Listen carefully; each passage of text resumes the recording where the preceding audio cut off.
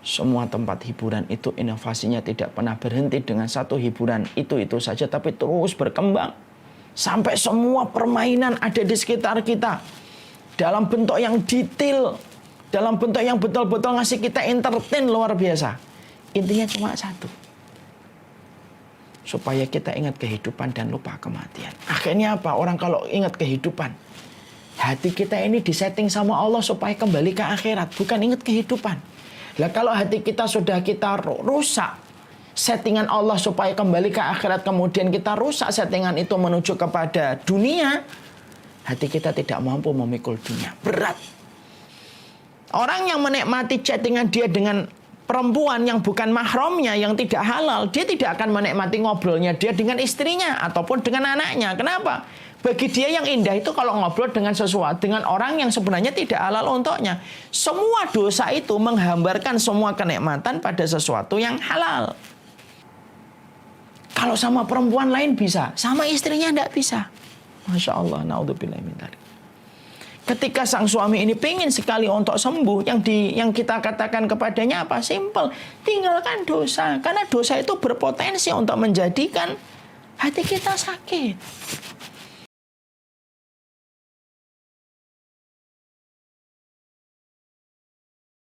Memang betul selama 4 bulan yang terakhir kita mengalami penurunan pemasukan, ekonomi neracanya juga menurun. Tapi bukanlah sebelum 4 bulan yang terakhir kita juga mendapatkan banyak sekali rezeki dari Allah Subhanahu wa taala.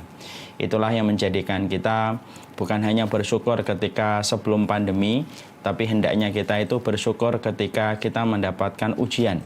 Karena hakikatnya orang yang beriman, mereka itu adalah orang yang tidak pernah kehabisan alasan untuk bersyukur kepada Allah. Semoga kita termasuk orang-orang yang senantiasa mampu bersyukur apapun kondisinya dan apapun keadaannya. Rasulullah Shallallahu Alaihi Wasallam menjadi contoh paling sempurna bahwasanya apapun episode yang beliau hadapi dan beliau lewati, beliau tidak pernah kehabisan materi untuk bersyukur kepada Allah. Makanya kita mampu mendengar bahwasanya Rasulullah ketika mendapati keadaan yang menyenangkan, beliau bersyukur, mengucapkan tahmidnya, Alhamdulillah binikmatihi tatimmus sholihah. Segala puji bagi Allah, dengan nikmatnya sempurna amal solih. Itulah dzikirnya Nabi ketika dalam kondisi lapang dan bahagia. Tapi ketika Nabi melewati episode yang tidak menyenangkan, Nabi pun juga mengucapkan syukur dengan mengucapkan tahmid walaupun sedikit berubah. Alhamdulillah ala kulli halin. Segala puji bagi Allah dalam setiap kondisi. Berarti itu menerangkan kepada kita Nabi Muhammad adalah seorang Nabi, seorang Rasul yang tidak pernah kehabisan alasan untuk bersyukur kepada Allah. Semoga kita mampu meniti jejak yang disampaikan oleh beliau. Bukan hanya bersyukur ketika lapang, tetapi bersyukur ketika ujian itu pun menjadi satu perkara yang penting. Bukan bahagia yang menjadikan kita bersyukur, tetapi bersyukurlah, pasti kita akan dibahagiakan oleh Allah Subhanahu wa taala. Seluruh saudara-saudaraku yang ada pada majelis Taman Surga kesempatan hari ini, yang tidak mampu saya sebutkan satu persatu tanpa mengurangi rasa takzim dan rasa hormat serta sayang saya semata-mata karena iman dan Allah. Kita pada kesempatan halal bihalal ini akan mencoba untuk menyampaikan dan menjelaskan satu materi yang kiranya bisa bermanfaat bagi saya khususnya sebagai penyampai materi dan semoga bermanfaat bagi semuanya. Kita akan menyampaikan sesungguhnya bahagia itu dalam kehidupan orang yang beriman itu, bahagia itu sederhana. Bahagia orang yang beriman itu tidak ditandai dengan fasilitas dan bukan ditandai dengan segala material. Bahagia bagi orang yang beriman itu sederhana, yaitu adalah ketika seseorang itu dilapangkan hatinya oleh Allah. Maka ini adalah orang yang paling bahagia. Karena sesungguhnya kunci kebahagiaannya makhluk itu sebagaimana Allah sebutkan di dalam surat Al-Insyirah ayat yang pertama. Alam nashrah laka sadrak. Sesungguhnya bukankah kami yang melapangkan hatimu? Bukankah kami yang melapangkan jiwamu? Berarti orang yang telah dilapangkan hatinya oleh Allah dan orang yang telah dilapangkan jiwanya oleh Allah, maka pada dasarnya itu adalah orang yang bahagia. Karena kebahagiaan itu ditandai dengan kelapangan hati. Berapa banyak orang yang mendapatkan materi dan finansial yang banyak tetapi hatinya sempit, berakhir dengan tali digantungan ketika mati bunuh diri. Berapa banyak orang yang mereka terkenal tetapi jiwanya juga sempit, suram, sampai akhirnya dia mengakhiri hidupnya dengan cara yang tragis. Karena sesungguhnya bukan merek mobil, bukan merek tas, bukan merek handphone yang menjadikan kita tersenyum bahagia pada hati kita, tetapi sesungguhnya kebahagiaan itu adalah ketika ada manusia yang Allah pilih, ada seorang hamba yang Allah pilih dengan kebahagiaan, dan kebahagiaan itu adalah dengan kelapangan hatinya dan kelapangan jiwanya. Bisa jadi dia orang kaya, bisa jadi dia orang biasa. Tapi yang jelas bahagia tidak tampak pada materi dan finansialnya, tetapi kebahagiaan itu nampak pada kelapangan hatinya ketika dia dilapangkan jiwanya oleh Allah Subhanahu wa Ta'ala. Maka ketika kita sudah memahami bahagia itu sederhana, yaitu adalah ketika hati kita dilapangkan oleh Allah, bahagia itu identik ketika hati kita sehat. Allah tidak mungkin menjadikan hati seseorang itu dalam kondisi bahagia kecuali hatinya itu sehat. Karena orang yang hatinya sehat itu menjadi sebab primer bagaimana hatinya itu dilapangkan oleh Allah. Bagaimana hati akan dilapangkan kalau hati itu tidak sehat? Makanya kalau kita bertanya, sebab Allah melapangkan hati manusia itu apa yang harus kita lakukan, apa yang harus kita kerjakan? Yaitu adalah memastikan hati kita itu sehat. Kalau hati kita tidak sehat, maka tidak ada sebab yang menjadikan Allah melapangkan hati kita. Kalau hati kita itu adalah hati yang sakit.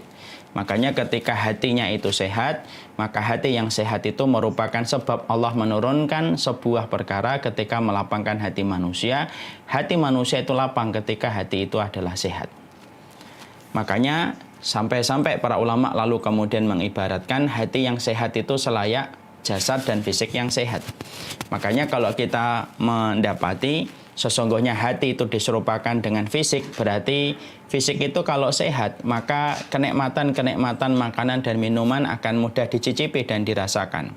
Coba kita perhatikan kalau ada orang ketika fisiknya itu sehat, jasadnya itu sehat, maka yang terasa pada kenikmatan ketika fisiknya dan jasadnya itu sehat itu apa? Dia mampu mencicipi ketoprak, dia mampu mencicipi gado-gado, dia mampu mencicipi bubur ayam dengan kondisi yang lezat. Karena fisiknya itu adalah sehat. Karena fisik yang sehat itu, tanda bahagianya fisik yang sehat itu mampu mencicipi makanan dan minuman dengan lezat. Ternyata sama, para ulama kemudian mengatakan sesungguhnya hati yang sehat itu sama dengan fisik yang sehat. Kalau fisik yang sehat itu mampu merasakan kenikmatan pada makanan dan minuman, para ulama lalu menyebutkan hati yang sehat pun sebenarnya menjadi sebab kita mampu merasakan kenikmatan-kenikmatan dalam ibadah, kenikmatan dalam hidup, kenikmatan ketika kita menghambakan diri kepada Allah, itu disebabkan ketika kita memiliki hati yang sehat. Karena hati yang sehat itu persis sebagaimana fisik yang sehat. Sholat akan terasa nikmat, tapi tidak semua orang, khusus bagi mereka yang hatinya sehat. Puasa akan terasa nikmat, tapi tidak setiap orang, bagi mereka yang hatinya sehat. Tahajud akan terasa nikmat, tapi tidak setiap orang, tapi khusus bagi mereka yang hatinya sehat. Sama dengan fisik yang sehat. Ketoprak itu akan lezat bagi mereka yang fisiknya sehat. Bakso itu akan terasa nikmat ketika fisik kita sehat. Mie ayam itu akan terasa nikmat bagi fisik kita yang sehat. Karena sesungguhnya ketika fisik kita itu sehat, semua kenikmatan makanan dan minuman kita rasakan persis sebagaimana itu pula yang kita rasakan ketika hati kita sehat. Hati yang sehat itu menjadi hati yang mereka itu mampu merasakan dan mencicipi semua kenikmatan dalam hidup. Ketika dia tawadhu, dia merasa nikmat. Ketika dia menahan diri untuk tidak menghujat orang, dia merasakan nikmat. Semua perkara-perkara dalam hidup yang dia jalani akan terasa nikmat karena dia mendapati hati yang sehat persis sebagaimana fisik yang sehat. Makanya itulah yang menjadikan kita akhirnya berusaha betul bagaimana setiap orang itu menjaga supaya hatinya itu sehat. Karena hati yang sehat itulah sumber kebahagiaan kita.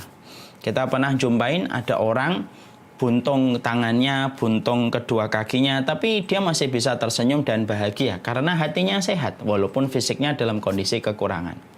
Saya pernah mengenal satu keluarga 4 anaknya dalam kondisi autis. Sampai-sampai keluarganya Di dalam rumah itu tidak ada perabotan yang ditaruh di tengah ruangan, karena perabotan disimpan di lemari-lemari yang dikunci dengan gembok. Kenapa? Karena 4 anaknya dalam kondisi hiperaktif ketika dalam kondisi tantrum. Tapi ibunya dalam kondisi tetap bahagia walaupun mendapati 4 anaknya dilahirkan dan ditakdirkan dalam kondisi autis. Kenapa? Banyak orang yang ujiannya berat tapi terasa mereka itu tetap bahagia. Senyuman masih tersimpul di wajah mereka dan mereka ringan menjalani kehidupan ini karena hati mereka yang sehat. Hati yang sehat itulah hati yang mampu merasakan dan mencicipi semua kenikmatan dalam hidup, persis sebagaimana fisik dan jasad yang sehat itu yang mudah merasakan, mencicipi semua kenikmatan makanan dan minuman. Makanya yang kita khawatirkan bukan hanya zina, yang kita khawatirkan bukan hanya khamr, yang kita khawatirkan bukan hanya judi, tapi yang kita khawatirkan itu kalau kita mendapatkan musibah yang tidak terasa.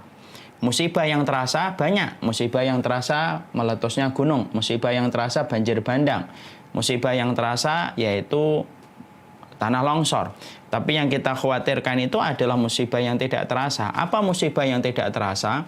Musibah yang tidak terasa itu tidak sebagaimana letusan gunung, tidak sebagaimana luapan air banjir bandang. Tapi termasuk salah satu musibah yang tidak terasa, orang itu memiliki hati yang sakit, dan dia tidak merasa ketika hatinya itu sakit, dia tidak akan pernah merasakan kenikmatan pada hidupnya. Akhirnya, orang kalau sudah tidak merasakan kenikmatan pada hidupnya, apa yang terjadi? Sholatnya tidak terasa, kemudian tahajudnya tidak terasa, penghambaannya pun tidak terasa. Karena apa? Hati yang sehat itu menjadikan hambar semua kehidupan ini, walaupun dia memiliki barang-barang branded, walaupun dia memiliki barang yang mahal, maka itu hanyalah tampilan di luar, tetapi tampilan pada hatinya, dia akan merasa kesedihan di balik semua tampilan glamor yang dia miliki. Karena apa? Karena musibah itu cukuplah ketika seseorang itu diberikan di dalam hatinya itu hati yang sakit. Nah, inilah yang kita khawatirkan. Kadang-kadang kita mencela orang yang berzina, kadang-kadang kita mencela orang yang membuka aurat, kadang-kadang kita mencela orang yang minum khamar, tapi tanpa kita sadari ketika kita mencela itu, kita pun mendapatkan musibah. Hati kita yang sakit, hati yang sakit itu menjadikan kebahagiaan itu jauh. Persis sebagaimana fisik yang sakit. Kalau fisik sudah sakit, mobil semahal apapun tidak terasa nikmat. Kalau fisik sudah sakit, rumah semewah apapun terasa tidak ada harganya. Kenapa? Karena sesungguhnya fisik yang sehat itu menghambarkan semua fasilitas yang kita miliki sama. Hati yang sakit itu menghambarkan semua perkara dalam kehidupan kita menjadi manusia. Akhirnya kita tidak tahu apa yang harus dilakukan ketika hati kita dalam kondisi hati yang sakit. Masya Allah, naudzubillah min dzalik. Musibah yang tidak terasa itu bukan letupan gunung, bukan pula banjir bandang, bukan pula tanah longsor. Tapi musibah yang besar itu adalah ketika hati kita diberikan hati yang sakit, sampai akhirnya tidak terasa kenikmatan dalam hidup. Maka setelah kita mengetahui ternyata hati yang sakit itu parah, dan ini termasuk salah satu musibah yang tidak terasa yang harus kita hindari dalam kehidupan kita, supaya betul-betul hati ini mampu kita nafikan, mampu kita kondisikan kembali supaya hati kita itu sehat kembali. Sebagaimana fisik ketika sakit kita berupaya bagaimana menjadikan fisik kita itu sehat kembali, maka tahukah kita tanpa kita sadari menyembuhkan hati yang sakit itu persis sebagaimana menyembuhkan fisik yang sakit. Itu kata Imam Ibnu Qayyim. Jadi kata Imam Ibnu Qayyim, hati dan fisik itu memiliki keserupaan. Keserupaannya apa? Keserupaannya adalah ketika hati manusia itu dalam kondisi dia sakit, hati manusia ketika sakit, cara mengobati hati yang sakit itu ternyata sama dengan mengobati fisik yang sakit. Cuma beberapa hal yang harus dilakukan itu berbeda. Tapi secara global, mengobati hati yang sakit itu sama dengan mengobati fisik yang sakit. Nah, sekarang kita ngobrol dulu sebentar. Kalau fisik kita sakit, apa yang biasanya akan dilakukan seseorang ketika dia datang ke dokter? Orang misalkan ketika dia terdiagnosa kena tipes. Datanglah dia ke dokter ketika badannya panas, perutnya mual, tidak bisa makan, semua terasa pahit. Walaupun itu manis sekalipun, es teh yang manis 3 sendok gula pun di dalam 1 gelas pun akan terasa pahit bagi orang yang sedang sakit tipes. Ketika dia datang ke dokter, Minimal dokter itu akan memberikan 3 langkah kepada orang ketika dalam kondisi dia itu sakit. Apa yang dilakukan dokter ketika orang terdiagnosa dengan sakit tipes? Pertama, sang dokter akan memberikan wejangan. Pertama kali adalah bagaimana dia harus beristirahat. Ya kan? Beristirahat. Bapak harus istirahat. Minimal 7 hari, minimal 10 hari. Karena ini tipes, ini sudah 3 kali kambuh. Bapak harus 3 hari ketika beristirahat. Setelah kemudian memberikan wejangan untuk beristirahat, maka sang dokter kemudian yang kedua, Bapak harus meninggalkan pantangan. Karena Bapak penyakitnya tipes, maka Bapak tidak boleh makan pedas, tidak boleh makan masam. Ya, tolong jangan terlalu banyak pikiran. Pedas, masam, banyak pikiran dihilangkan dulu. Ini pantangannya, Pak. Kalau Bapak banyak istirahat tetapi Bapak masih makan pedas, maka kemungkinan besar tipesnya tidak akan sembuh dan bisa berakibat fatal. Baru setelah itu langkah yang ketiga yang dilakukan dokter apa? Yang dilakukan dokter setelah itu adalah ngebom penyakitnya dengan suntik. Ini suntik atau minum pil, minum obat. Itulah yang dilakukan dokter kalau mengobati fisik yang sakit. Ya, sakit tipes, sakit DB, dan lain sebagainya, maka pengobatannya dengan 3 perkara itu. Sekarang ternyata Imam Ibnu Qayyim itu menyampaikan kepada kita pengobatan hati yang sakit itu ternyata mirip dengan pengobatan fisik yang sakit. Makanya kemudian akhirnya kita mendapati menyembuhkan hati itu selayak menyembuhkan fisik yang sakit. Itulah yang disampaikan oleh Imam Ibnu Qayyim.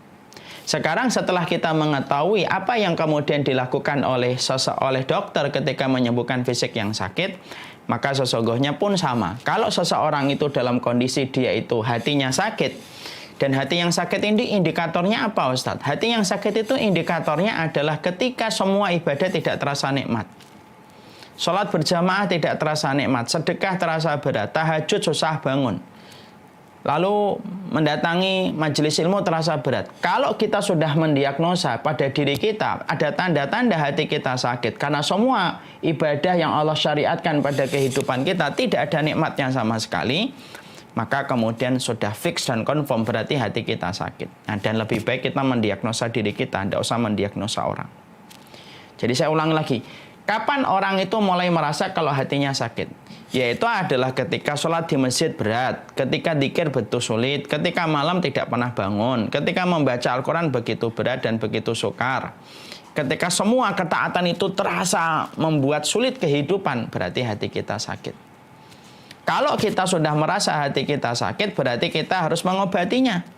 Dan orang yang merasa hatinya sakit jauh lebih baik daripada orang yang merasa hatinya baik. Nah, itu tidak baik itu.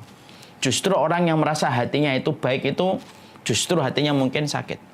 Tapi orang kalau merasa hatinya sakit, nah itu justru tanda kebaikan. Karena ketika dia merasa hatinya sakit, dia akan berupaya mengobati hatinya yang sakit. Lah, mengobati hati yang sakit itu apa yang harus kita lakukan? Ya, sama dengan dokter ketika tadi memberikan proses mengobati orang yang sakit tipes. Maka sesungguhnya para ulama kemudian menyampaikan sesungguhnya yang harus dilakukan ketika seseorang itu sudah fix dan confirm ketika dia mendiagnosa dirinya, lalu dia merasa bahwasanya dirinya itu ada penyakitnya, maka yang harus dilakukan adalah 3 tahapan. 3 tahapan ini harus dilakukan. Umarmit dilakukan ustadz, bukan ustadz, guru, bukan guru. Maka sesungguhnya dia harus melakukan 3 perkara supaya hatinya kembali sehat. Sebagaimana fisik yang sehat akan menikmati makanan, hati yang sehat akan menikmati kenikmatan ibadah menuju kepada kematian sebelum dikumpulkan kepada mahsyar. Apa yang pertama yang harus dilakukan? Yang pertama adalah mengistirahatkan hati. Tentunya mengistirahatkan hati tidak sama dengan mengistirahatkan fisik. Dokter itu kalau mendapati orang tipes, selalu dokter itu mengatakan istirahat. Kalau pasiennya bangkang, bantah, saya nggak mau istirahat dokter. Nah, dokter akan berkata gampang, ya sudah, mau mati atau mau sehat? Kalau mau sehat, istirahat dulu. Mengistirahatkan fisik itu di mana? Kalau mengistirahatkan fisik itu di tempat tidur, pergi ke tempat rekreasi, tidak usah mikir beban pekerjaan, tidak usah banyak terlibat interaksi. Nah, itu yang biasanya dilakukan kalau mengistirahatkan fisik. Kalau kita kena tipes, dokter kalau ditanya, dok, saya harus istirahat, istirahatnya di mana? Udah banyak tidur, Tidur yang cukup, minum yang cukup. Kalau bisa mungkin tidak usah pergi kemana-mana. Biasanya dokter akan menyampaikan begitu. Karena fisik istirahatnya di tempat tidur. Fisik istirahatnya tidak membawa beban pekerjaan. Fisik tempat istirahatnya ketika dia berada di tempat-tempat rekreasi dan tempat-tempat liburan. Tujuan-tujuan liburan. Beda kalau itu fisik. Kalau hati harus diistirahatkan. Cuma mengistirahatkan hati tidak sama dengan mengistirahatkan fisik. Kalau mengistirahatkan fisik itu di atas tempat tidur, bertemankan dengan bantal dan guling, tidur harus cukup, itu fisik. Sekarang ketika kita mengistirahatkan hati itu setidaknya ada 4 tempat yang disampaikan oleh para ulama ketika mereka memberikan penjelasan untuk kita semuanya. Kalau kamu ingin untuk mengistirahatkan hati, istirahatnya hati itu dalam 4 tempat. Siapa yang hatinya sering mengunjungi 4 tempat ini berarti hatinya cukup istirahat. Fisik kalau kelelahan itu mudah sakit, Pak. Hati itu kalau kelelahan juga mudah sakit. Dan maaf ya, organ tubuh yang paling cepat, organ tubuh yang paling capek itu organ hati. Kenapa? Karena dia paling banyak merespon apa yang dia pandang dan apa yang dia pikirkan sebelum yang lain merespon. Itu hati. Jangan kita kira yang paling capek itu tangan. Jangan kita kira yang paling capek itu kaki. Betul, kaki dan tangan pegel. Tapi yang paling capek itu sebenarnya hati. Kenapa? Kalau kita ngelihat sesuatu, sebelum tangan kita berbuat dan kaki kita berbuat, yang sudah memproses apa yang kita lihat itu hati. Suka, tidak suka, benci, tidak benci, itu hati dulu. Mendengar sesuatu, yang merespon pertama kali itu hati. Makanya organ tubuh yang paling cepat capek, organ tubuh yang paling cepat letih itu hati kita. Ketika kita memahami bahwasanya yang paling capek, paling letih dalam kondisi hati kita itu adalah hati kita, maka kita butuh tempat istirahat. Tempat istirahatnya hati bukan di atas bantal, bukan di atas kasur. Tempat istirahatnya hati bukan di tempat-tempat hiburan. Istirahatnya hati bukan di tempat-tempat wisata, tapi istirahatnya hati pada 4. Siapapun yang sering mengunjungi 4 tempat ini berarti hatinya paling banyak istirahat. Nah sekarang, di mana tempat istirahatnya hati ketika kita sudah mulai hati kita dalam kondisi kelelahan, keletihan? Yang pertama, majelis ilmu. Mendatangi majelis ilmu itu, Pak, itu merupakan salah satu perkara untuk mengistirahatkan hati kita. Coba kita bayangkan dan kita asumsikan diri kita kalau duduk di majelis ilmu. Kalau kita duduk di majelis ilmu, kita tidak terpikir macam-macam.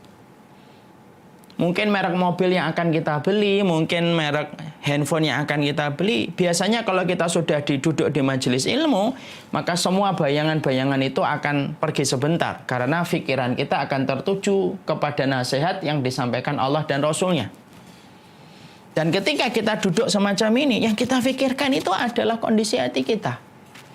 Makanya berapa banyak orang yang di majelis ilmu yang asalnya tidak mampu meneteskan air mata, dia meneteskan air mata.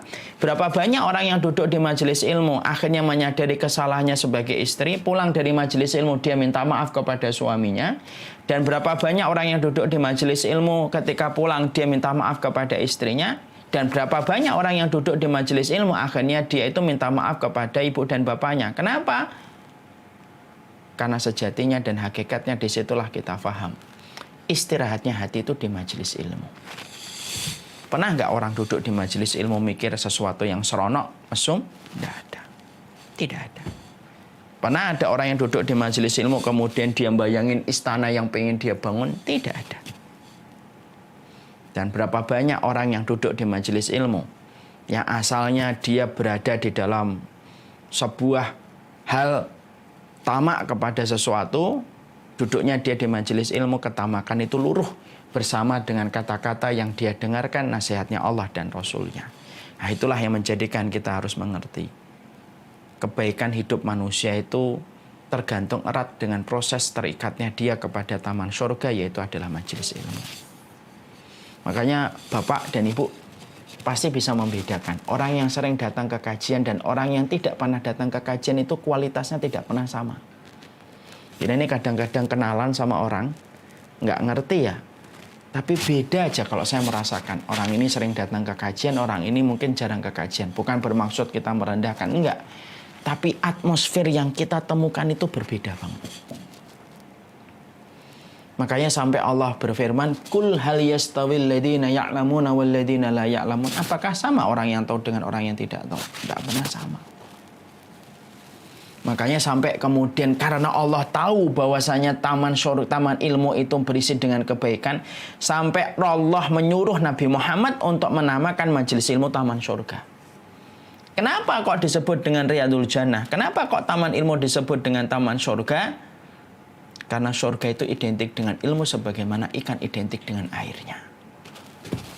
Makanya Masya Allah ya, orang kalau tidak pernah datang ke kajian itu, Masya Allah, kalau memang tidak pernah datang ke kajian, hidupnya itu tidak ngerti kemana arah kompasnya harus diarahkan. Sehingga kalau orang tidak pernah datang ke kajian itu, mungkin kesalahan dalam hidupnya tidak akan pernah ada yang bisa mengkoreksi. Kenapa? Karena dia merasa bahwasanya hidupnya sudah baik-baik saja. Terlebih lagi ketika kita merasa bahwasanya Islam itu cuma sholat, puasa, zakat, ditutup haji dan umrah. Sampai akhirnya kita tidak butuh ilmu lagi untuk belajar. Salah. Kerja di Indosat, kerja jadi guru di SMA 70, jadi pemimpin atau menjadi kepala sekolah di SMA 70, sekolahnya aja minimal S1, S2, baru bisa menjadi guru atau kepala sekolah. Kalau hanya menjadi karyawan, di Indosat, Telkomsel, sekolahnya harus S1, S2. Apakah kita bisa membayangkan bahwasanya surga kualitasnya lebih rendah daripada kantor Indosat dan Telkomsel? Sampai tidak butuh ilmu, padahal kerja di Telkomsel butuh perangkat ilmu. Minimal S1 baru bisa duduk di belakang meja untuk mendapatkan gaji dari kantor besar yang bernama Telkomsel. Lalu apakah kita mengira surga itu tidak butuh ilmu sebagaimana di dunia aja butuh ilmu? Berarti kita kurang paham tentang agama ini. Makanya orang yang datang ke kajian itu pasti tampak berubah. Berapa banyak istri yang dia bersyukur ketika suaminya datang ke kajian? Berapa banyak seorang suami yang senang sujud syukur ketika mendapati istrinya datang ke kajian? Kenapa? Ada perubahan-perubahan yang nampak kepada mereka ketika datang ke kajian. Selama niatnya benar, selama prosesnya benar, orang yang datang ke kajian itu akan dilunakkan hatinya oleh Allah. Karena pada majelis ilmu itu merupakan taman surga. Itu tempat mengistirahatkan hati. Makanya kalau sudah duduk kajian tek gitu, dengerin gitu, hati kita itu istirahat sebenarnya. Yang asalnya merespon postingan fulan, asalnya merespon postingan fulan, asalnya merespon postingan iklan ini, merespon postingan iklan ini. Kalau sudah duduk di kajian, tek, pada saat itulah hatinya langsung istirahat. Makanya kualitas orang yang datang ke kajian, kalau niatnya benar. Saya tidak mengatakan semua yang datang ke kajian langsung baik, enggak. Saya pastikan bahwasanya orang yang datang ke kajian, kalau niatnya benar, prosesnya benar, tidak fanatik buta. Majelis ilmu merupakan tempat surganya hati untuk istirahat. Makanya inilah yang menjadikan akhirnya kita memahami di dalam agama majelis ilmu itu menjadi obat dari istirahatnya hati. Obat istirahatnya hati adalah di majelis ilmu. Ya. Makanya kepala sekolah yang sering datang ke kajian beda dengan kepala sekolah yang tidak pernah datang ke kajian. Ada sebuah kantor, Pak, Ibu, tidak mau saya sebutkan lah. Ketika dia berganti direksinya, dan akhirnya direksinya ini adalah orang yang sering ngaji, kebijaksanaan yang dipakai itu Masya Allah. Luar biasa dampaknya kepada para karyawan ketika dipimpin sama orang yang sering datang ke kajian. Akan mengingatkan anak buahnya untuk sholat, akan mengingatkan anak buahnya ketika gaji, maka direksinya itu akan mengirimkan peringatan untuk zakat. Dan ternyata beda. Nah, disinilah kita akhirnya mengerti tempat hotel bintang 5 bagi hati kita, hotel bintang 5 hati kita itu adalah majelis ilmu. Itu yang pertama. Yang kedua, yang kita harus kemudian lakukan itu adalah ketika kita bertemu dan berinteraksi dengan hamba yang sholih. Ini termasuk tempat mengistirahatkan hati. Hotel bintang 5. Hotel bintang 5-nya hati kita. Yang kedua, berinteraksi dengan hamba yang sholih. Makanya bertemu sama orang sholih itu penting.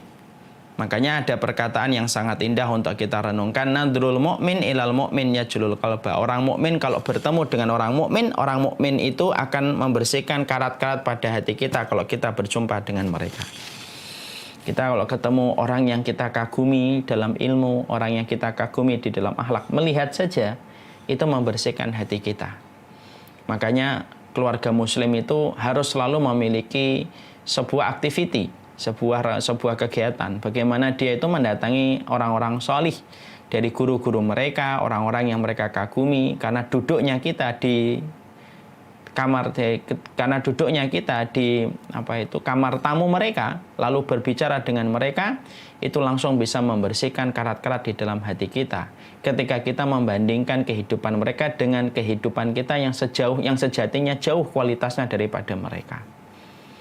Maaf ya Pak, setingkat ulama Imam Ibnu Qayyim saja, ketika Imam Ibnu Qayyim dalam kondisi tiba-tiba futur itu apa? Penyakit hati ketika mulai melemah semangatnya. Itu penyakit yang akan menghinggapi kepada setiap orang. Seorang Imam Ibnu Qayyim kalau dia sedang futur, maka dia pergi ke gurunya.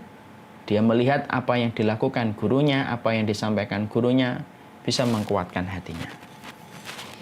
Makanya saya teringat sama bapak saya. Bapak saya dulu kalau liburan tidak pernah beliau itu hanya membawa saya ke tempat-tempat liburan atau tempat-tempat wisata. Tapi justru yang paling sering dilakukan oleh ayah saya dan bapak saya dulu ketika saya masih SD, beranjak ke SMP.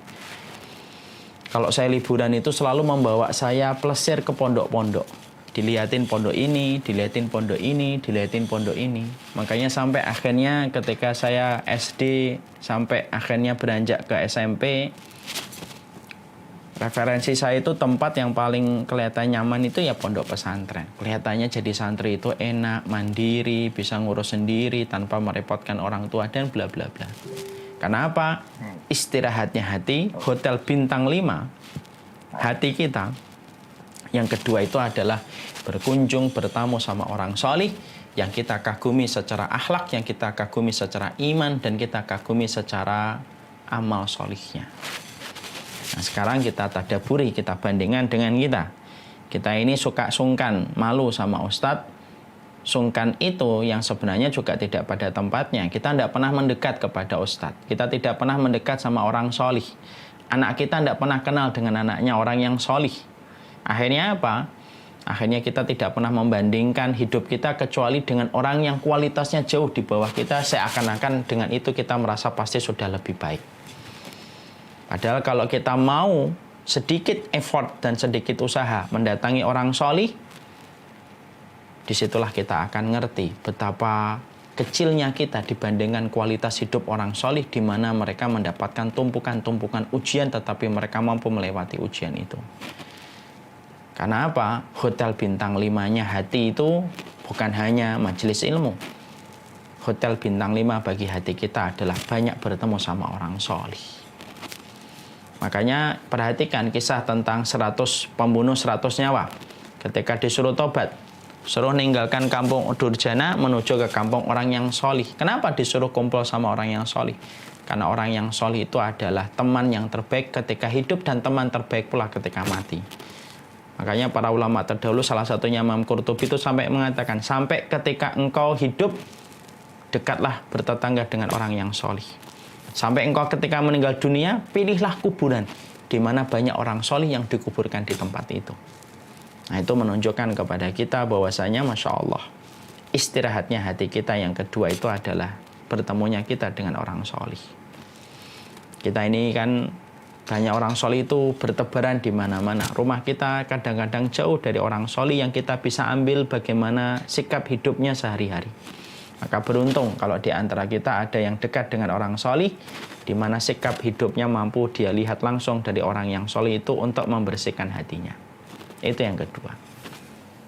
Yang ketiga, tempat istirahatnya hati, hotel bintang 5 hati yang ketiga itu adalah mengingat kematian. Karena mengingat kematian, melihat orang yang sakaratul maut itu pasti lahir kebaikan dan atmosfer hati kita langsung istirahat dari penatnya dunia. Orang yang baru memandikan mayit, kalau hatinya masih bersih, semua keinginan dunianya itu tiba-tiba langsung redup dan sementara waktu bisa hilang. Makanya saya pernah membaca ada salah satu orang yang hijrah ditanya, kenapa alasan kamu hijrah? Karena saya pernah memandikan mayit, langsung teringat diri saya nanti kalau dimandikan. Masya Allah. Hasan Al-Basri, salah satu ulama yang sangat masyhur, itu beliau itu berkata dan dinukil oleh Imam Al-Qurtubi dalam kitabnya. Hasan Al-Basri itu kalau beliau sedang merasakan hatinya mulai mengeras, dia pergi ke tempat orang yang sakaratul maut, dia lihat proses ketika orang sakaratul maut sampai dicabutnya nyawa orang ketika sakaratul maut. Pada saat itulah pulang Hasan Al-Basri menggigil dan bertambah ketakutan dia kepada Allah. Nah, kita ini Masya Allah ya, kita hidup pada zaman ketika semua hiburan itu dibangun hanya untuk menjadikan kita itu ingat pada kehidupan dan lupa pada kematian.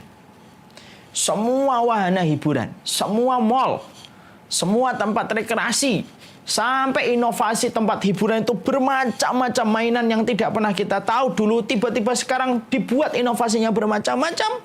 Sebenarnya satu. Semua tempat hiburan itu inovasinya tidak pernah berhenti dengan satu hiburan itu saja, tapi terus berkembang. Sampai semua permainan ada di sekitar kita. Dalam bentuk yang detail, dalam bentuk yang betul-betul ngasih kita entertain luar biasa.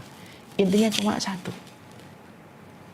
Supaya kita ingat kehidupan dan lupa kematian. Akhirnya apa? Orang kalau ingat kehidupan, hati kita ini disetting sama Allah supaya kembali ke akhirat, bukan ingat kehidupan. Lah kalau hati kita sudah kita rusak, settingan Allah supaya kembali ke akhirat, kemudian kita rusak settingan itu menuju kepada dunia, hati kita tidak mampu memikul dunia. Berat. Dan akhirnya apa? Masalah-masalah sedikit akhirnya membuat kita frustasi. Karena sebenarnya hati kita harusnya dibawa kepada akhirat. Makanya sekali-kali orang itu ingat kalau ada orang sakaratul maut, coba datangin, lihat. Terutama kalau ngelihat orang tua kita meninggal dunia di atas tangan kita, di pelukan kita gitu. Pada saat itulah hati kita itu semua obsesinya tentang urusan dunia dalam hitungan hari atau hitungan jam hilang. Karena mengingat kematian itu hotel bintang 5 bagi hati kita untuk istirahat. Dan kemudian yang keempat, tempat mengistirahatkan hati itu kata para ulama bersama dengan Al-Quran. Makanya bersama dengan Al-Quran ini merupakan salah satu tempat mengistirahatkan hati. Makanya sampai Utsman bin Affan menantu Rasulullah SAW berkata, "Lamma tahurat qulubukum lamma syabi'at min kalami rabbikum." Orang itu kalau hatinya bersih, hati yang bersih itu hati yang tidak pernah kenyang untuk membaca Al-Quran. Jadi kalau ibu, bapak, guru, dan para siswa dan para siswi, kalau kemudian kita pengen tahu hati saya ini kok hitam atau putih Ustadz, tidak bisa di USG, tidak bisa di MRI. Tapi kalau kita pengen mengetahui hati kita ini bersih atau kotor, simple. Dekatkan mushaf kepadanya dan lihat bagaimana interaksi dia kepada mushaf itu. Kalau membaca Al-Quran baru 2-3 ayat kemudian terasa berat, itu lampu merah sebagai tanda waspada hidup. Berarti hati kita kotor. Karena hati kotor itu tidak akan pernah kenyang. Karena hati yang kotor itu tidak akan pernah mampu bersama Al-Quran lama. Tapi kalau seseorang, sampai kita ngeliat ada satu siswa, istirahatnya pun megang mushaf. Berarti perhatikan, orang itu hatinya bersih. Sampai dia mampu melama-lamakan duduknya, bertemankan dengan Al-Quran. Makanya Masya Allah, orang yang bersama Al-Quran itu pasti mulia. Karena malaikat yang membawa Al-Quran menjadi malaikat yang paling mulia, malaikat Jibril. Laki-laki yang diturunkan kepadanya Al-Quran menjadi laki-laki yang paling mulia, Rasulullah Muhammad. Malam diturunkan Al-Quran menjadi malam yang paling mulia, yaitu malam Lailatul Qadar. Bulan diturunkan Al-Quran itu menjadi bulan yang paling mulia, yaitu adalah bulan Ramadan. Karena sejatinya mengistirahatkan hati itu adalah membaca Al-Quran. Makanya inilah yang menjadikan kita akhirnya memahami, berarti ketika seseorang manusia mengistirahatkan hatinya, sama bagaimana mengistirahatkan fisik, ketika fisik itu sakit demam, sakit tipes, maka mengistirahatkan hati itu hotel bintang 5-nya ada 4, kata para ulama. Dan ini tamparan untuk saya, untuk kita semuanya. Wahai Umar Mita, wahai Abu Basam Umar Mita, Wahai siapapun yang hari ini mendengar, maka para ulama itu menyampaikan, hotel bintang 5 hatimu ada 4. Majelis ilmu, berinteraksi dengan orang solih, memandikan orang mati atau melihat sakratul mautnya, dan kemudian yang keempat, berinteraksi engkau dengan Al-Quran. Disitulah tempat istirahatnya hati kita. Itulah bintang 5-nya hati kita. Nah sekarang pertanyaannya, sudah sering check-in ke hati bintang 5 ini berapa kali dalam hidup kita? Jangan-jangan hati kita lelah, tapi kita tidak pernah check-in ke hati hotel bintang 5 untuk hati kita. Siapapun yang mereka dalam hidupnya tidak pernah check-in pada hotel bintang 5 untuk mengistirahatkan hatinya dalam 4 perkara itu, disitulah semua ibadah kita akan terasa hambar ketika kita tidak pandai mengistirahatkan hati kita. Sama dengan fisik yang sakit, kelelahan, nikmatnya mie ayam terasa hambar, nikmatnya nasi goreng terasa hambar, nikmatnya soto akan terasa hambar. Bukan karena sotonya, ayamnya, nasi gorengnya tidak enak, tapi karena lidahnya yang pahit ketika hatinya, ketika fisiknya itu sakit. Dan itulah yang kita khawatirkan. Kita terkadang peduli dengan fisik yang sakit, tapi tak peduli dengan hati yang sakit. Itu yang pertama. Yang kedua, yang dilakukan dokter setelah memberikan perintah kepada kita supaya kita mengistirahatkan hati kita, fisik kita, sebagaimana kita harus mengistirahatkan hati kita. Yang dilakukan dokter kalau kita mendapati penyakit itu apa? Dokter menyuruh kita meninggalkan pantangan. Yang kedua itu meninggalkan pantangan. Dokter akan berkata, sakit apa Pak? Leher saya kenceng dok. Ya sudah, ini mungkin kolesterolnya naik. Jangan makan yang bersantan ya Pak. Kurangin makanan-makanan daging yang sifatnya diawetkan. Tinggalkan jeroan. Dan lain-lain sebagainya. Kalau kemudian ada pasien ketika dia itu menolak yang disampaikan dokter, saya tidak mau dok, saya suka sekali dengan santan, saya suka sekali dengan jeroan. Maka sang dokter berkata, Pak, kamu itu nggak akan sembuh Pak. Kalau kamu banyak istirahat tapi kamu tidak meninggalkan pantangan. Istirahat itu disambung yang kedua, tinggalin pantangannya Pak. Sudah tahu kolesterolnya naik ya jangan makan santan. Sudah tahu kolesterolnya naik itu jangan makan jeroan. Sama. Yang kedua ini kalau kita tarik pada pengobatan hati pun sama. Kalau yang pertama mengistirahatkan hati pada hotel bintang 5 pada 4 tempat yang tadi kita sebutkan, sekarang yang kedua mengistirahatkan hati cukup? Tidak cukup. Dilanjutkan dengan yang kedua. Yang kedua itu apa? Ninggalkan pantangan, ninggalin dosa. Karena sesungguhnya dosa itu berpotensi untuk menjadikan hati kita sakit, sebagaimana tubuh kita. Kalau terus-terusan mendapatkan makanan yang tidak sehat untuk dirinya, lama-lama tubuh kita akan capek untuk meresponnya, capek untuk mengolah makanan tersebut. Akhirnya apa? Penumpukan penyakit terjadi ketika kita sudah dalam kondisi salah ketika memilih menu. Makanya harus ditinggalkan pantangan itu. Maka sama, sesungguhnya ketika kita ingin meninggalkan, kalau kita ingin hati kita itu sehat, tinggalkan pantangannya. Lah pantangan hati itu apa? Dosa-dosa yang Allah benci dan Allah murkai dalam kehidupan kita itu adalah pantangan hati. Orang kalau ingin merasakan nikmatnya bersuami istri, ya jangan zina. Karena zina itu akan menghilangkan kenikmatan ketika kamu berinteraksi dan berhubungan dengan istrimu atau suamimu. Ini ada kisah nyata ya. Ini orangnya sih insya Allah sudah bertobat, tapi kita ambil ibrah saja. Ada seorang suami tidak bisa mencampuri istrinya. Singkat ceritanya ketika dibedah kasus, kenapa dia tidak bisa mencampuri istrinya padahal masih muda dan lain-lain sebagainya. Ternyata terungkap. Ternyata suaminya itu berzina. Kalau sama perempuan lain bisa, sama istrinya tidak bisa. Masya Allah, naudzubillah min dzalik.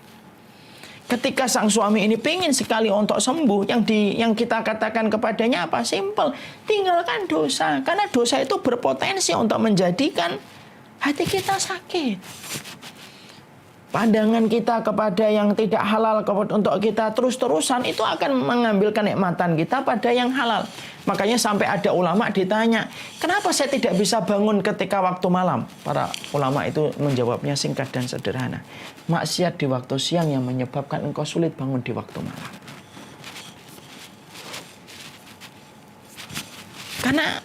Karena ternyata dosa itu aksesnya itu bisa kemana-mana, yang menjadikan hilangnya kualitas dalam kehidupan kita. Ini ada satu kisah nyata lagi. Ada seorang ibu-ibu, itu dia curhat kepada seorang guru besar, nama Syekh. Guru besar itu Syekh. Dia berkata kepada gurunya, Syekh, saya punya 2 anak. Anak pertama, bandelnya luar biasa. Anak yang kedua itu baik betul. Ini kenapa ya Syekh? Padahal dua-duanya ini dari keturunan saya. Kok sifatnya bisa sangat berbeda antara satu dengan yang lainnya? Perhatikan Syekh ini. Syekh ini lalu bertanya sama ibu tadi. Bu, saya boleh tanya tentang sesuatu? Silakan Syekh. Lalu Syekhnya itu berkata, gimana hubungan ibu dengan suaminya ibu ketika ibu memiliki anak yang pertama? Jujur ya, jangan ada yang ditutup-tutupin dan jangan ada kebohongan. Perempuan itu langsung berkata kepada Syekh, ya Allah Syekh, ketika saya baru menikah pertama kali, saya banyak sekali bantah kepada perintah suami. Saya banyak sekali bertengkar dengan suami saya karena kami baru menikah masa adaptasi dan banyak sekali pertengkaran. Bahkan beberapa kali sempat kami mau bercerai. Syekhnya berkata, cukup. Saya tanya lagi Syekhnya, gimana kedudukan ibu setelah memiliki anak yang kedua? Ya Allah Syekh, anak yang kedua ini kami dapatkan setelah 6 tahun atau 5 tahun perjalanan pernikahan kami. Kami sudah dalam kondisi baik. Anak sudah mulai ngaji. Saya sudah mulai taat kepada guru, taat kepada suami saya. Akhirnya saya hamil anak yang kedua. Lalu Syekhnya itu langsung berkata, ibu, dosanya ibu kepada suami berakibat kepada anak. Ridhonya suami kepada ibu berakibat kepada anak. Masya Allah. Di situ akhirnya kita menjumpai berarti yang kedua, orang yang ingin untuk hatinya sembuh itu, mereka itu harus meninggalkan pantangan. Semua dosa itu pantangan. Kalau kita sholatnya tidak khusyuk, mungkin kita sering sekali melihat acara infotainment yang sifatnya itu hanya untuk menjatuhkan kehormatan orang. Ngakses Instagram, Facebook yang sifatnya itu ngibahin kehidupan dan kehormatannya orang. Akhirnya apa? Ketika Allahu Akbar itu tidak mampu kita rasakan pada hati kita dan jiwa kita. Kenapa? Karena terlalu banyak interaksi mata kita dan telinga kita pada sesuatu yang haram. Orang yang menikmati khamar tidak akan pernah menikmati minum madu. Orang yang menikmati chattingan dia dengan perempuan yang bukan mahramnya, yang tidak halal, dia tidak akan menikmati ngobrolnya dia dengan istrinya ataupun dengan anaknya. Kenapa? Bagi dia yang indah itu kalau ngobrol dengan sesuatu, dengan orang yang sebenarnya tidak halal untuknya. Semua dosa itu menghambarkan semua kenikmatan pada sesuatu yang halal. Makanya kalau semakin banyak kita ngerasain kok semakin gak nikmat ya hidup saya. Padahal saya bisa membeli barang branded, saya bisa membeli barang bermerek, saya bisa membeli apapun yang saya mau. Tapi kenapa kok hati saya semakin sempit? Simple dan sederhana.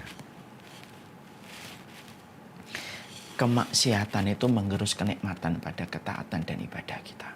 Jadi jangan tertipu dengan pandangan fisik yang kita lihat kepada seseorang ketika bermaksiat dia ketawa-ketawa. Sekarang orang depresi itu banyak yang ketawa. Kenapa? Depresi sekarang tidak punya pola wajah dan ekspresi mimik. Itu kata para psikolog. Bisa jadi orangnya ketawa, tapi yang jelas kita yakin kalau kita ketawa pada kemaksiatan ada harga yang harus dibayar. Kenikmatan yang halal akan menyingkir bersama dengan datangnya kenikmatan pada yang haram. Maaf ya, orang yang masih suka denger musik terus-terusan gitu, Quran susah dia nikmatin. Orang yang suka dengerin majelis ghibah nggak akan nikmat dia duduk di majelis ilmu. Dan itu yang kedua. Kemudian yang terakhir, dokter akan kemudian setelah dokter itu menyarankan kita untuk istirahat, menyarankan kita meninggalkan pantangan. Apa yang dilakukan dokter kalau mengobati fisik kita yang sakit? Dokter itu yang ketiga ngebom penyakitnya. Ngebom itu ada 2, suntik atau dengan pil, obat. Sama hati kita kalau sakit itu yang ketiga, yaitu adalah bagaimana kita menuntaskannya, yaitu dengan tobat. Tobat itu kayak suntikan. Tobat itu sebagaimana obat dengan kadar-kadar yang telah ditentukan untuk menyembuhkan. Makanya orang yang tobat itu kalau tobatnya membuka pintu langit, Allah hadirkan kenikmatan. Saya itu pernah kagum, Bapak dan Ibu, kepada orang yang pernah bertanya sama saya di majelis ilmu, Lebak Bulus.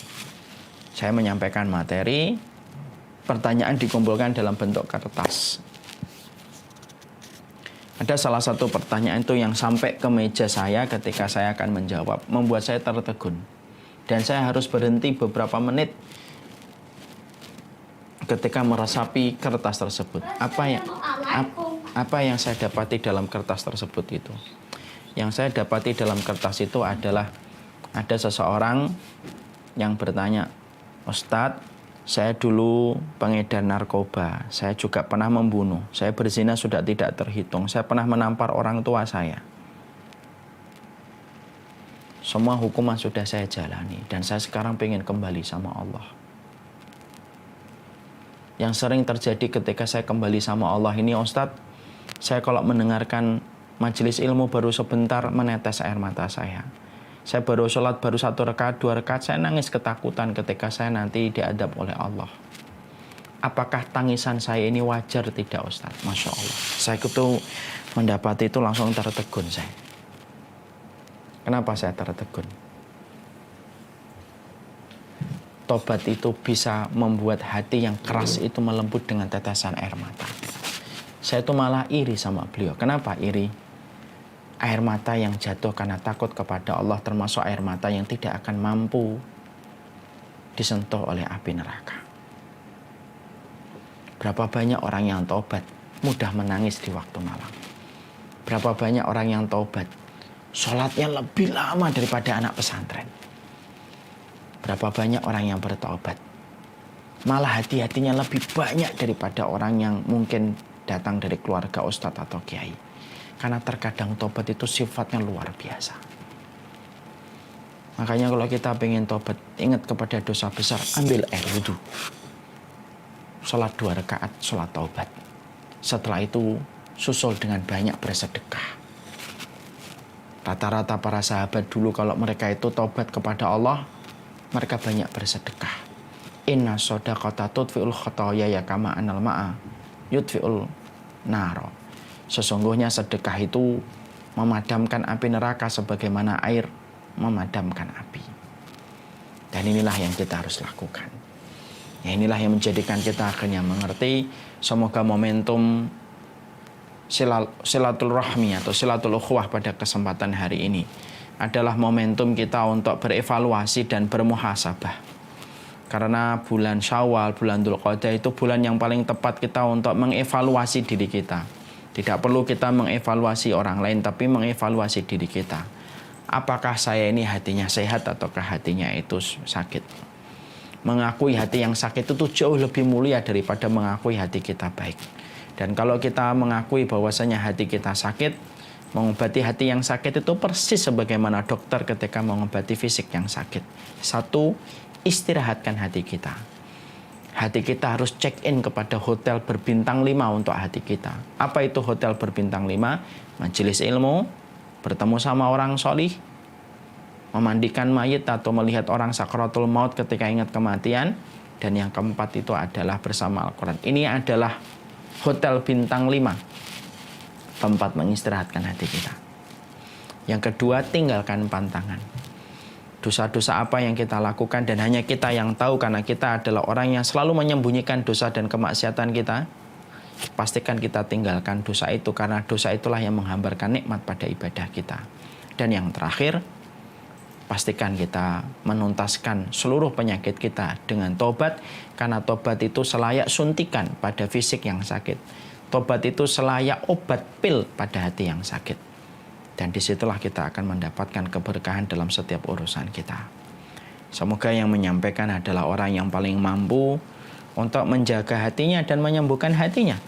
Dan semoga Bapak dan Ibu Guru dan semua alumni dan para siswa yang hadir pada kesempatan hari ini, jadilah guru dengan hati yang selalu terjaga dari penyakitnya. Jadilah murid yang selalu menjaga hatinya dari segala macam penyakitnya. Kalau gurunya sudah terjaga hatinya dari penyakit, maka kesolihan guru dan kesolihan seorang ibu guru itulah yang akan membentuk generasi yang tidak akan bisa dibentuk kecuali adalah orang solih yang membentuknya. Kalau seorang siswa hatinya sudah terjaga, setiap ilmu apapun yang akan dia pelajari itu berkah. Walaupun itu fisika, walaupun itu kimia. maka itu akan menjadi berkah karena dipelajari sama orang yang dekat dengan Allah. Semoga kita termasuk orang yang mampu menjaga investasi terbesar pada kehidupan kita. Investasi itu bukan mobil, investasi itu bukan merek handphone kita, tapi investasi terbaik pada kehidupan kita adalah hati kita. Wallahu a'lam bishawab. Ini yang dapat saya sampaikan.